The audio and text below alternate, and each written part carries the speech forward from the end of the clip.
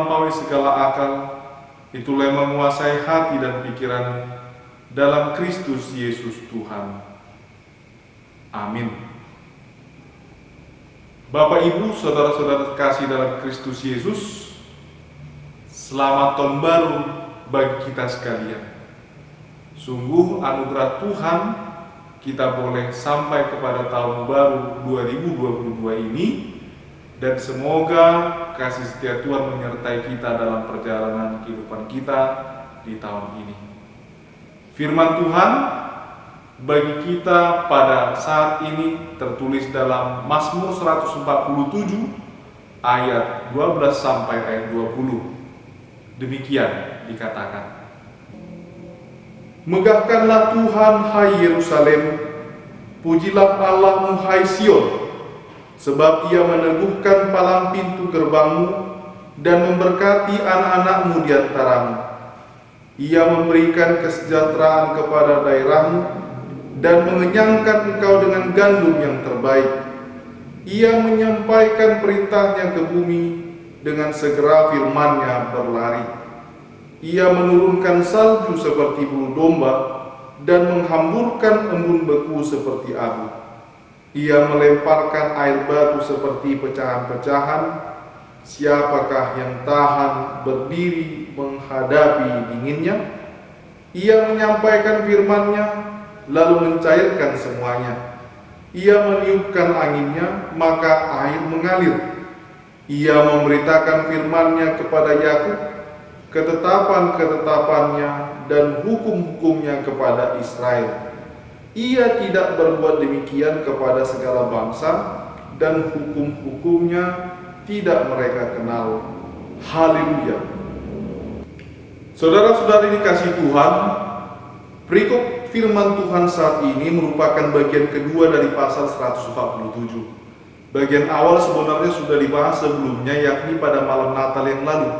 Kalau kita masih ingat, pasal 147 ayat 1 sampai 11 merupakan teks khotbah pada malam Natal yang baru saja kita rayakan. Jika yang lalu temanya bernyanyi bagi Tuhan, sekarang temanya megahkanlah Tuhan. Karena berasal dari pasal yang sama, tentu latar belakang ayat 12 sampai ayat 20 ini tidak berbeda dengan ayat 1 sampai ayat 11. Saya tidak akan banyak mengulangi lagi mengenai hal ini. Intinya yang boleh diambil adalah bahwa pasal ini merupakan himne persekutuan di mana umat mensyukuri karya Tuhan atas restorasi Yerusalem dan atas seluruh ciptaan.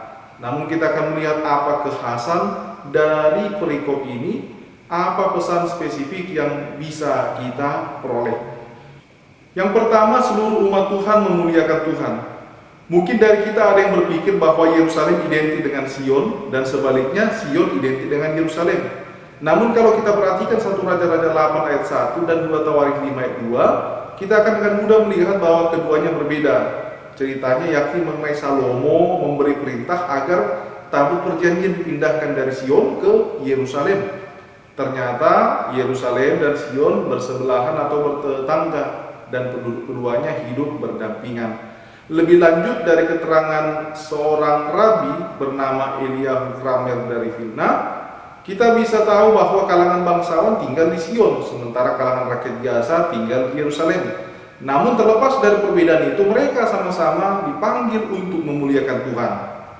Implikasi yang bisa diarahkan untuk ini bahwa besar, kecil, tua, muda diajak untuk bersama-sama memuliakan Tuhan. Tentu kota yang diingatkan saat ini tidak hanya Yerusalem dan Sion, melainkan kota di mana umat Tuhan bermukim saat ini. Megahkanlah Tuhan di sukacita masa tahun baru ini. Bukan hanya berkaitan dengan demografis, panggilan ini bisa juga diarahkan secara sektoral maupun kategorial. Hai sektor 1, hai sektor 2 di suatu gereja, megahkanlah Tuhan. Wahai kaum bapak, kaum ibu, remaja nafas bulung, sekolah minggu, lansia, megahkanlah Tuhan. Seluruh umat Tuhan memegahkan Dia, Allah yang telah menyertai kita meninggalkan tahun 2021 dan kini sudah menapaki tahun baru 2022. Yang kedua, beriman kepada Allah yang Maha Melindungi dan Maha Memberi. Dikatakan bahwa Allah meneguhkan palang pintu gerbang dan memberkati anak-anak. Allah juga memberi kesejahteraan dan gandum yang terbaik. Namun kita perlu memahami situasi umat dalam konteks Mazmur pasal ini. Di ayat-ayat sebelumnya sudah digambarkan bahwa Allah membangun kembali Yerusalem. Itu berarti masih jelas dalam ingatan umat bagaimana sebelumnya palang pintu gerbang Yerusalem hancur menjadi puing-puing reruntuhan. Musuh pun kemudian merajalela, merampas gandum dan harta mereka yang lain. Umat dan anak-anaknya pun kemudian berada di pembuangan. Itu sebabnya berita mengenai Allah yang maha melindungi dan maha memberi sungguh mengena ke hati dan perasaan umat. Umat benar-benar perlu peneguhan palang pintu gerbang agar musuh tidak lagi mampu menyerang. Begitupun umat yang telah lama lapar sungguh mendambakan gandum yang terbaik. Anak-anak yang rapuh selama di pembuangan membutuhkan berkat yang memberi kekuatan. Berita mengenai kebaikan Tuhan yang maha melindungi dan maha memberi ini bagi kita sekarang dapat dimaknai di saat kita masih dilingkupi rasa syukur karena telah melewati tahun 2021 dan masih berharap-harap agar dimampukan menjalani tahun baru 2022 ini. Ada banyak tantangan atau mungkin ancaman yang mungkin akan mengintip dalam keseharian, baik itu ancaman terhadap kesehatan, ancaman kelaparan, tantangan secara finansial, dan lain sebagainya. Namun dengan mengandalkan kebenaran firman Tuhan, kita tidak jadi gusar ataupun cemas ataupun takut, melainkan senantiasa beriman kepada Allah yang maha melindungi dan maha memberi. Dalam iman, kita meyakini bahwa apapun tantangan yang akan kita hadapi tahun 2022 ini, Tuhan akan memberikan kekuatan dan kecukupan. Di dalam iman, kita meyakini ada rancangan terbaik dari Tuhan untuk kita jalani. Ketiga, berubah untuk kebaikan dan menghidupi keteraturan. Dikatakan bahwa Allah berkuasa menurunkan salju, embun beku, dan air batu. Mungkin gambaran situasi salju, embun beku, dan air batu mulai dirasakan oleh teman-teman yang saat ini tinggal di Eropa atau negara-negara dengan 4 musim. Bagi saya dan teman-teman lain yang tinggal di bumi khatulistiwa saat ini, bukan musim salju melainkan musim penghujan. Namun ada inti pesan yang perlu kita tangkap dari firman Tuhan saat ini. Dikatakan di ayat 18 bahwa setelah Tuhan berfirman, salju, embun beku, dan air batu berganti menjadi air mengalir. Musim dingin berganti menjadi musim semi.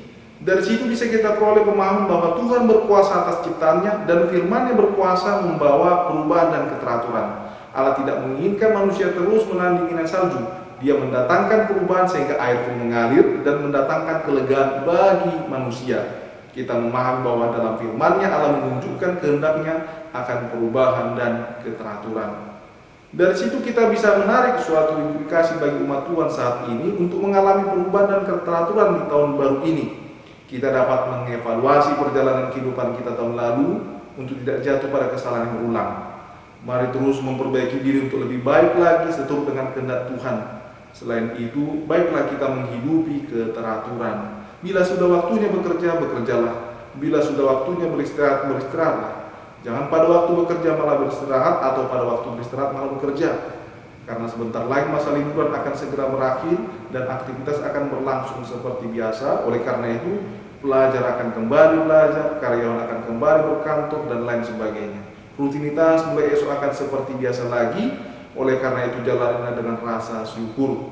Di saat masa liburan selesai, bergiatlah kembali mengerjakan tugas panggilan keseharian Anda. Yang keempat atau yang terakhir, berbahagialah orang yang memelihara firman Tuhan. Dikatakan di ayat 19 bahwa kepada Yakub dan keturunannya diberitakan firman, ketetapan, dan hukum Tuhan. Sementara itu bangsa-bangsa lain tidak demikian. Lantas apakah Yakub adalah orang istimewa? Apakah Israel adalah bangsa istimewa? Sepertinya bukan keistimewaan Yakub atau Israel yang menjadi penekanan di sini, melainkan anugerah Tuhan semata. Anugerah Tuhan yang melayakkan Yakub dan Israel untuk menerima firman, ketetapan, dan hukum Tuhan, sekalipun memiliki berbagai kekurangan, kesalahan maupun pelanggaran. Oleh karena itu, firman, ketetapan, dan hukum Tuhan itu sendiri adalah anugerah. Firman merupakan berita kesukaan. Untuk itu, memelihara firman Tuhan adalah kebahagiaan. Itu sebabnya saudara-saudara kasih Tuhan, janganlah jadikan hukum Tuhan sebagai beban.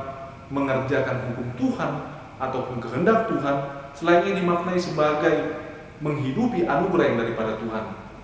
Berpeganglah teguh pada kebenaran firman Tuhan yang memberikan kita keselamatan dalam perjalanan kehidupan kita. Demikian kita memegahkan Allah pencipta kita dan pemelihara hidup kita. Amin. Kita berdoa. Sungguh kami bersyukur kepadamu ya Tuhan atas firman yang Engkau berikan kepada kami pada saat ini. Biarlah Tuhan Engkau kuatkan untuk memelihara firman-Mu dan mengerjakan kehendak-Mu dalam kehidupan kami sehari-hari. Dalam Kristus Yesus kami berdoa dan mengucap syukur. Amin.